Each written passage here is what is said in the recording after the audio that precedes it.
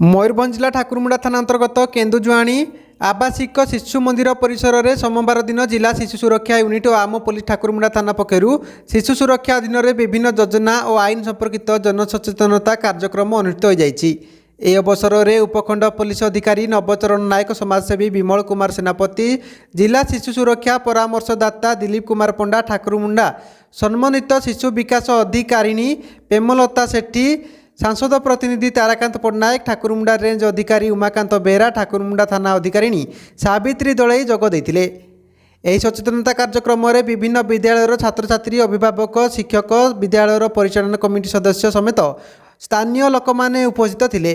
बैठक में उपस्थित अतिथि माने शिशु सुरक्षा निमंते सरकार करिथिबा विभिन्न योजना और रहिथिबा आईन गुड़िक संपर्क में आलोकपात करथिले। एसहित शिशु मानक उपरे हेउथिबा विभिन्न हिंसा, शिशु श्रमिक, कन्या भ्रूण हत्या, शिशु अपहरण आदि समाज में घटुथिबा विभिन्न समस्या संपर्क में सूचना देथिले। शिशु मानक सुरक्षा और जत्न प्रत्येक जनसाधारण दायित्व, एणु शिशु मानक सुरक्षा करि पारिले भविष्य में देश और राज्यर उन्नति होई पारिबो बोली अतिथि माने मत व्यक्त करथिले। कार्यक्रम में केन्दुजुआणी आवासिक सरस्वती शिशु विद्या मंदिर प्रधान आचार्य परशुराम महांत अतिथि मानकर परिचय प्रदान करथिबा बेले कार्यक्रम शेष में थाना अधिकारिणी सावित्री दलई समस्त को धन्यवाद अर्पण करथिले। ठाकुरमुंडारू Laxminarayan Routray report, Odisha news TV live.